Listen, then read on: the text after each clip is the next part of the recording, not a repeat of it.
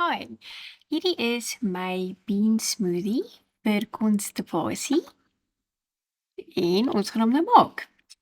Jy begin met 'n halwe blikkie beans.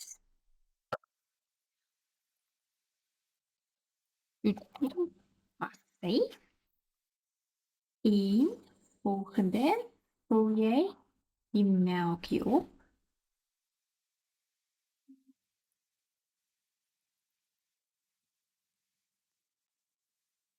Isang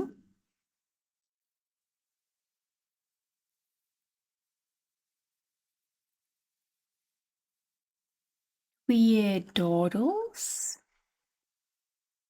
Met 'n uithaal natuurlik. Of blueberry.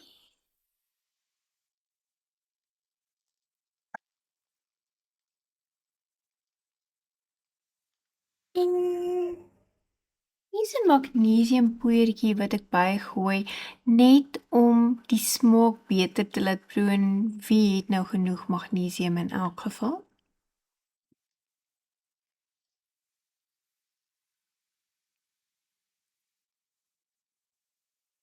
Handjie flaxseed. Mhm.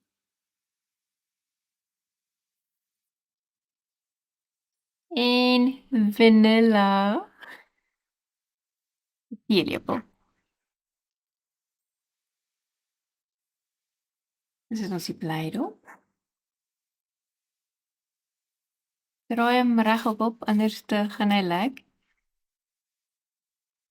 En dan blend ons hom vir 2 minute.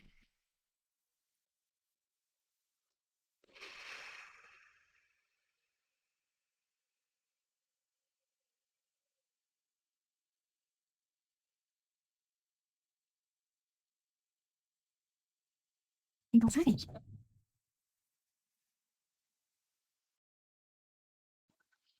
Mm. Ons proe. Mm. Heerlik gesond. Mm.